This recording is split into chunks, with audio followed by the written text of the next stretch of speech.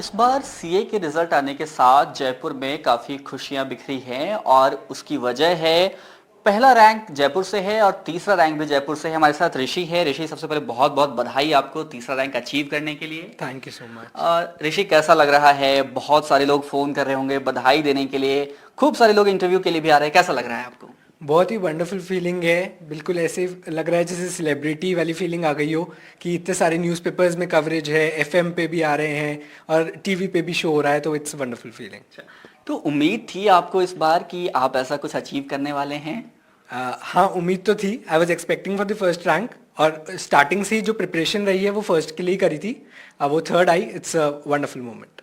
तो ये first rank के लिए प्रिपरेशन करना है, जैसे हम सुनते आए हैं कि सीए की परीक्षा पास करना एक बहुत मुश्किल सा काम है, खूब मेहनत लगती है, और आप फर्स्ट रैंक के लिए प्रिपेयर कर रहे थे, कैसे? कहते हैं ना, aim for the moon, even if you fail you will land among the stars.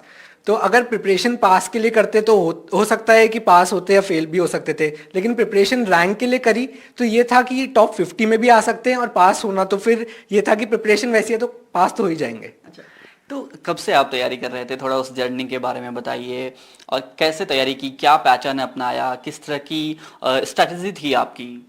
Starting तो फर्स्ट डे से ही कर दी थी। हमारा मतलब 3 इयर्स का आर्टिकलशिप का ड्यूरेशन रहता है, तो जो फर्स्ट डे था तब से ही प्रिपरेशन स्टार्ट हो गई थी।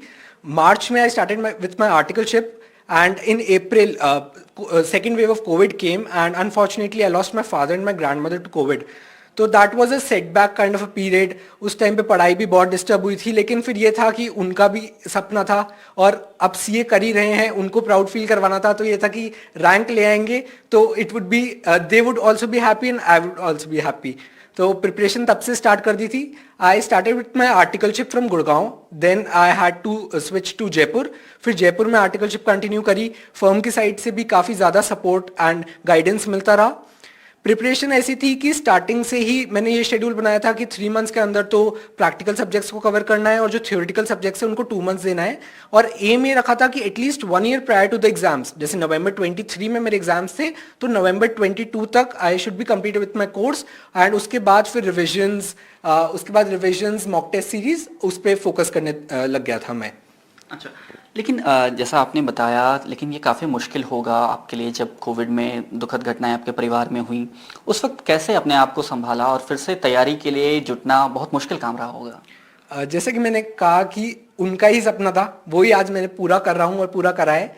तो ये था कि अब उनको जितनी खुशी होती अगर वो आज यहाँ पे होते, अब वो नहीं है, लेकिन मेरे को कुछ ऐसा करना है कि आज वो जहाँ पे भी है दे शुड बी हैप्पी। तो उनका सपना था, इसलिए वो मोटिवेशन के साथ मेरे को लगा। और मेरी मदर, उनका काफ़ी ज़्यादा सपोर्ट मिला मेरे को। मेरे को ये लगता था कि I am the earning member, my mother is also working. तो ये था कि मम्मी जब रिटायर हो जाएगी तो I should be the one जिससे फैमिली सिक्योर रहे, तो कुछ अच्छा करना था, इसलिए वो मोटिवेटिंग फैक्टर रहा। जी। एक और सवाल है कि ये फाइनल का रिजल्ट है, इंटरमीडिएट में आपका क्या रिजल्ट रहा था? इंटरमीडिएट में I scored 585 out of 800। I miss the rank by 5 marks. और फाउंडेशन में ऑल इंडिया रैंक 47 थी।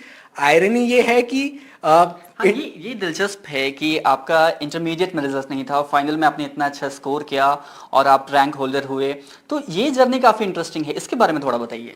इसमें यह था कि इंटरमीडिएट में भी रैंक का एम तो किया था, बट अनफॉर्चुनेटली नहीं आई। प्रिपरेशन जो फाइनल में करी थी वही इंटरमीडिएट में भी थी। इंटरमीडिएट में 585 मार्क्स थे, 590 आ जाते तो रैंक आ जाती, 50th आती। फाइनल में 590 मार्क्स ही आए और थर्ड रैंक आई, तो ये एक आयरनी रही। अच्छा, तो आखिर में मैं आपसे ये पूछना चाहता हूँ कि काफ़ी इंटरेस्टिंग जर्नी रही है आपकी, काफ़ी रोलर कोस्टर भी रहा है।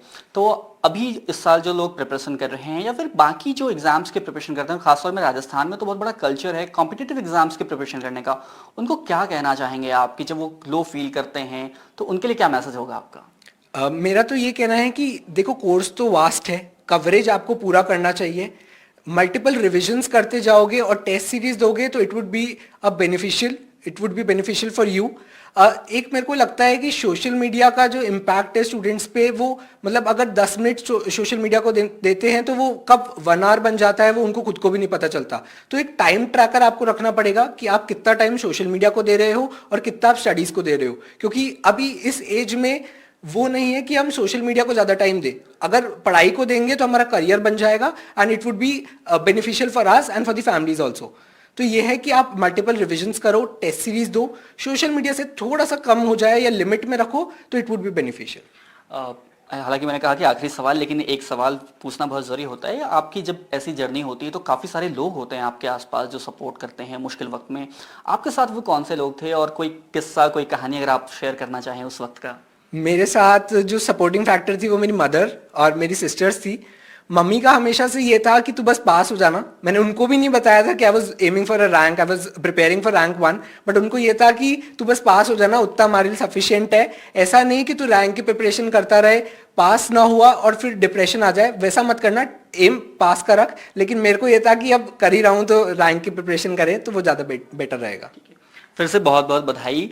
तो ये थे ऋषि, जिन्होंने बताया कि इनका इंटरमीडिएट में रैंक नहीं था, लेकिन अंत में इन्होंने बाजी मारी और ऑल इंडिया टॉपर में तीसरे नंबर पर ये आए हैं। कहते हैं अंत भला तो सब भला, वही ऋषि के साथ हुआ है। कैमरा पर्सन जसराज के साथ सोमू आनंद, NDTV।